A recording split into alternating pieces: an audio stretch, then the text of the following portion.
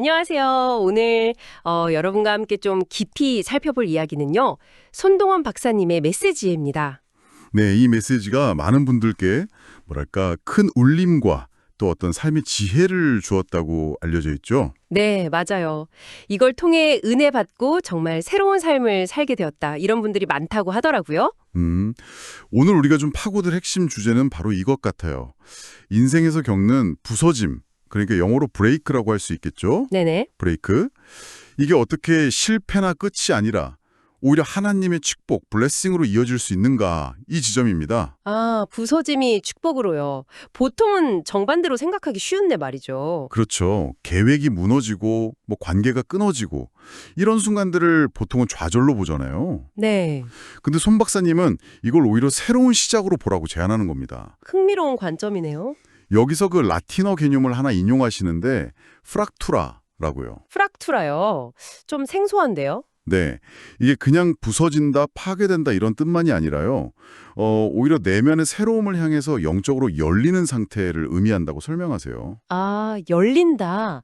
그러니까 뭔가 인간의 계획이 딱 막혔을 때 오히려 그때 하나님의 창조가 시작된다. 이런 신학적인 전환을 담고 있다는 거군요. 맞습니다. 어떻게 보면 키르케고르가 말했던 절망은 하나님께 이르는 시작이다 이런 말하고 좀 통하는 것 같아요. 그렇죠.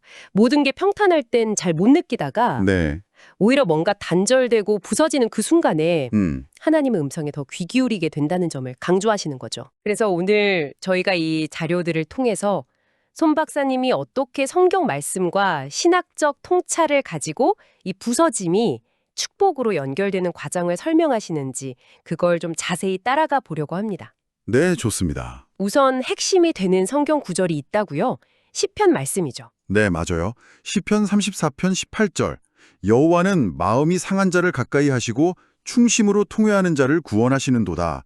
이 구절을 아주 중요한 근거로 드십니다. 이게 다윗이 굉장히 고통스러울 때 쓴 시라고 알려져 있죠. 네. 손 박사님의 해석은 이렇습니다. 하나님은 마음이 산산이 부서진 사람, 그러니까 영혼의 깊은 아픔을 겪는 사람에게 특별히 더 가까이 계시고 또 구원하신다는 의미로요. 여기서 마음이 상했다는 표현이 좀 중요할 것 같은데요. 맞습니다. 그 원어를 좀 살펴보면 더 깊은 뜻이 있는데요. 히브리어로는 샤바르라고 해요. 샤바르. 네. 이게 그냥 좀 슬프다, 감정이 안 좋다 이 정도가 아니고요. 산산이 부서지다, 박살나다 아주 강한 의미예요. 와, 상당히 강렬한 표현이네요. 그렇죠. 헬라어로는 신드리보, 이것도 산산이 부서지다는 뜻이고 라틴어로는 콘트리투스, 이건 마음이 찢긴 상태를 말하거든요. 아, 그러니까 이게 단순한 감정적 아픔을 넘어서는 거군요. 하나님 앞에서 정말 자아가 완전히 깨져버린 상태. 그걸 말하는 거네요. 네, 바로 그겁니다. 손 박사님은 그래서 강조하세요. 세상은 계속 강해져야 산다. 무너지면 끝이다. 이렇게 말하지만 성경은 오히려 그 깨어짐을 통해서 진짜 회복과 구원이 시작된다고 말한다는 거죠. 정말 역설적이네요. 여러분의 그 부서짐, 그 브레이크가 오히려 하나님의 축복, 블레싱이 시작되는 자리가 될 수 있다. 이 메시지가 참 새롭게 들립니다. 그리고 또 다른 중요한 구절로 고린도후서 4장 8절에서 9절 말씀을 드시는데요. 아, 사도 바울의 고백이 담긴 부분이군요. 네, 우리가 사방으로 우겨쌈을 당하여도 쌓이지 아니하며 답답한 일을 당하여도 낙심하지 아니하며 이 구절이요. 네네. 사도 바울 역시 정말 극한의 끊어짐, 부서짐을 경험했다는 거죠. 하지만 그 속에서도 망하지 않는 은혜를 고백했다는 점을 지적하십니다. 그렇군요. 그럼 이 메시지는 단순히 위로에 그치는 게 아니라 그런 상황 속에서 우리가 구체적으로 어떻게 믿음으로 반응해야 하는지 어떤 실천 원리 같은 것도 제시하나요? 네, 그렇습니다. 크게 한 세 가지 정도로 정리해 볼 수 있는데요. 네, 첫 번째는 뭔가요? 첫째는 그 깨어짐 속에서도 낙심하지 말라는 겁니다. 모든 위기가 끝이 아니라 오히려 하나님의 새로운 시작일 수 있다는 거죠. 그릇이 깨져야 더 큰 걸 담는다는 비유처럼요. 맞아요. 부서질수록 더 깊은 은혜를 담는 그릇이 된다는 겁니다. 알겠습니다. 그럼 두 번째 원리는요? 둘째는 바로 그 끊어진 자리에서 믿음을 붙들라는 겁니다. 눈에 보이는 환경은 다 무너진 것 같아도 하나님은 결코 우리를 놓치지 않으신다는 그 믿음이요. 아, 넘어진 바로 그 자리에 오히려 십자가가 세워진다. 이런 의미군요. 네, 그렇죠. 절망의 자리가 오히려 하나님을 만나는 자리가 될 수 있다는 신뢰입니다.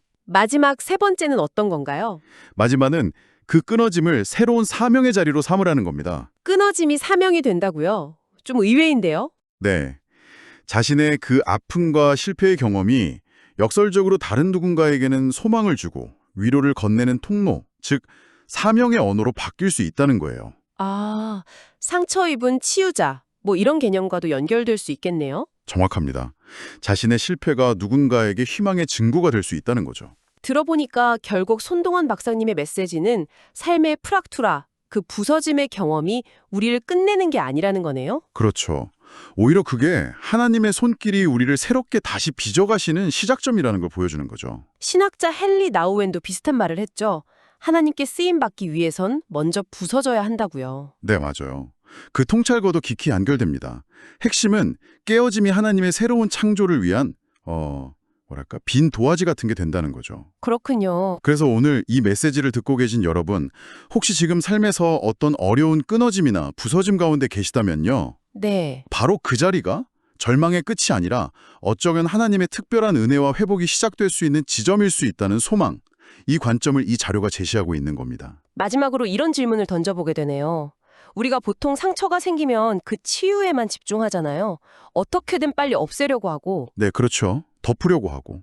그런데 혹시 오늘 나눈 이 손동원 박사님의 통찰처럼 그 부서짐 자체를 외면하거나 빨리 없애려고만 하는 대신에 그것을 좀 더 끌어안는 것이요? 끌어안는다. 네. 그게 혹시 우리가 미처 생각하지 못했던 더 깊은 어떤 삶의 목적이나 의미, 혹은 새로운 연결로 나아가는 그런 예상치 못한 통로가 될 수는 없을까요? 한번 생각해 볼 만한 지점인 것 같습니다.